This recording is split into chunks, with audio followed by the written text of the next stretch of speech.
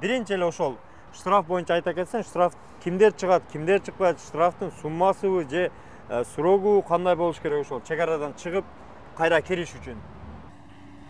Ассаламу алейкум, урматтуу Москвада мекендештер. Шамал болуп атат. Амансыздарбы? Ден соолуктар, иштер жакшыбы туугандар? Бөтөн жерде жүрөбүз, Москвада жүрөбүз. Көбүнчө документ маселеси боюнча көп адамдар кайрылып атат. Айрыкча баягы границада кимдер чыгат, кимдер чыкпайт, эмне үчүн чыгарбайт, списокто, черный списокто кайдан текшеребиз деген. Учурда мына автозаводскийдин биринчи выходтан чыктык туугандар. Ушул жерден чыгып эле туугандар, солго бурулабыз. 20 метрдей баскандан кийин светофор көрүнөт. Ошол светофордон дагы солго бурулабыз. Күн сайын ушул жерде автозаводская жамааты Казакстандын границасыга чек арага өздөрү катташат. Без посредник өздөрү барып келишет. Чек арага чейин до конца алып киришет.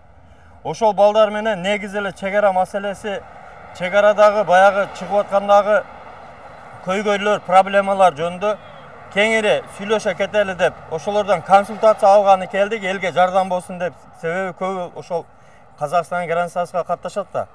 Ошонун кандай проблемалар болот, границага барганда, мисалы, кредит маселеси, карыз маселеси, документи туура эмес, срок өтүп кеткен, депортация, черный списокко түшкөндөр, ошолор жөнүндө кеңири баян кылабыз туугандар.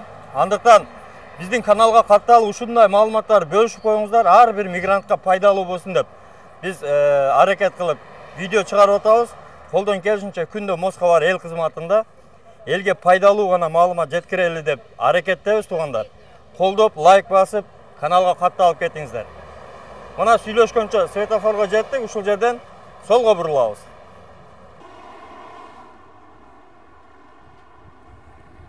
Светофордон солго бурулганда бул жакта да примерно бир 20 метр баскандан кийин Азия Микс деген чайхана бар. Ошол чайхананын алдынан жигиттер күндө Казакстанга катташат.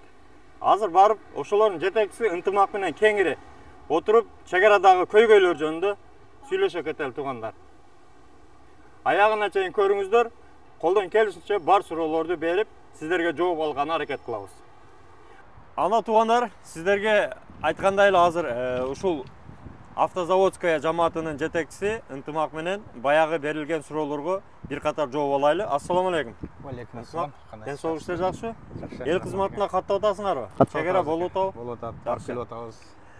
Биздин катталуучулар өткөнкү видеодон кийин өтө көп суроо бергендери ошол чек арада кимдер чыгат, кимдер чыкпайт, штраф боюнча, черный список боюнча толук сурап келейин деп суроо беришкен. Ошого жооп издеп силерге келдик да. Биринчи эле ошол штраф боюнча айта кетсең, штраф кимдер чыгат, кимдер чыкпайт, штрафтын суммасыбы же срогу кандай болуш керек ошол чек арадан чыгып кайра кириш үчүн? Биз ассаламу алейкум жердештер. Москвада иштеп жаткан мекендештер, биз кирип чыгып атабыз границага. Ушу элдин кызматында ушул таксыр айтмакчы, ушул штраф боюнча жооп берип кетейин. Штраф боюнча бул мисалы каяктан алган штраф? Гайдан алганбы, автобустан алганбы, эмне болгон штраф? Негизи бул штрафтарды төлөш керек убагында. Мисалы 60 күн берет да. 60 күндүн ичинде төлөш керек. 60 күн ичинде төлөп койсо, если төлөбөсө, азыр судебный приставка өтүп атат. Приставка өтүп, мисалы 3 айда, 6 айда өтүп кетиши мүмкүн да судебный приставка. Анан Россиядан чыга албай калат. Не только Россияга чыгып кириш, Россиядан чыгарбайт да судебный пристав, уже чыкканга запрет коюп коет да выездгечи. Ошон үчүн штрафтарды карап төлөп жүргөнүңүздөр өтө жакшы. Бул штраф эч качан өчпөйт. Ол 5 жылдан келестерби, 10 жылдан келестерби, баары чыгып берет. Өчүп кетпейт да, өзүнөн өзү жок болуп кетпейт. Баары кала турган нерсе. Штрафтын системасы ушундай. Анан если кредит алган болсо, телефон алган болсо кредитке төлөбөй жүргөн болсо, ал 3 айдан 6 айга чейин төлөбөй койгон болсо, ал дагы судебный приставка өтүп кетет. Судебный приставка эми пешене ал азыр аны текшеребиз, сөзсүз. Чек арага чыгарылып алып, ошону текшерип бересиңер. Кредити, штрафы алып, төлөбөй койгон болсо, сөзсүз текшериш керек аны. Бизге жөнөтсөңөр, текшерип, кайра киришке, чтобы 100% Москвага келишиңерге биз жооп беришибиз керек. Өзүңөр текшерип бересиз. Текшерип беребиз. Ошол кредитти сөзсүз төлөп жүрүш керек. Если төлөбөй 3 ай, 6 ай, 1 жыл болуп кеткен болсо, кайрылсаңыздар, аны сөзсүз текшерип, анан алып чыгабыз. Туугандар, эшикте шамал болуп атат, ошондуктан баягы звук анча жакшы угулбай калдыбы деп мына машинанын ичине чыктык азыр. Эми ошол баягы черный список боюнча толук айта кетсең? Черный списокты дагы алдын ала текшеребиз. Ушул жерден чыкпай туруп, мисалы көбү жазып атат, заранее жазып коюңуздар, черный списокту кээде жарым саатта, кээде 1 саатта, кээде 1 күндө, кээде 2 күндө текшерилип калышы мүмкүн да. Ал жактан эми инспекторлор текшерип берет да бизгечи. Аны интернеттен текшерген ал 50-50 ал. Биз мисалы рисковать эткендей болуп калабыз да, алып барып ал жакта калып кетиши мүмкүн. Ошон үчүн инспектордон текшертип алып, точносын билип алып апарганыбыз жакшы да. Анан бул черный список боюнча компьютерный система деп коет да, бул компьютерный система менен кирип калгандар бар. Мисалы штраф алыпчы. Ал жерде более 2 деп жазылган, штраф 2, азыр пешене, кээ бири 2-3 штраф алып эле черный списокко кирип калып атат. Кээ бири 10 миң, 15 миң штраф менен жүргөндөр бар. Ошон үчүн рисковать этпей, текшерип алганыбыз жакшы башында кетпей туруп. Анан немени айта кетсек, бул жерде сот болуп айрыкча ушул суроо көп болуп атат да. Сот болуп чыгарат го.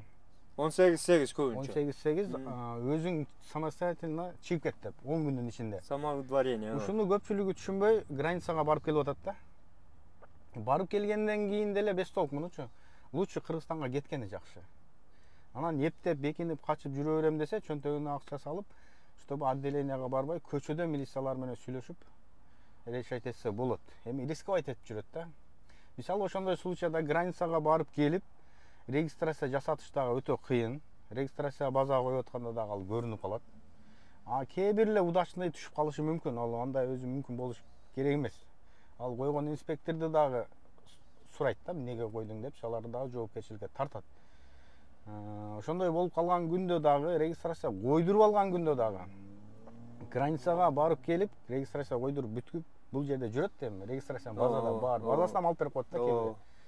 Андан кийин отделенияга түшүп дагы сотко бара турган болсо, анда ал сөзсүз через Сахарага кетет. Себеби биринчисинде эскертүү берген 10 күн. Кийинкисинде Сахарага кетип калат. Ошон үчүн эптеп-септеп эле кээ бири ооба барып келсе болот, 3-4 күн, 1 жуманын ичинде дейт, андай рисковать этпеш керек. Же рисковать этип, чөнтөккө акчаны салып жүрүш керек бул жерде. Демек, туугандар, мына уктуңуздар, черный список боюнча дагы, штраф боюнча дагы алдын ала чек арага чыгардан мурда сөзсүз текшерип кетиңиздер.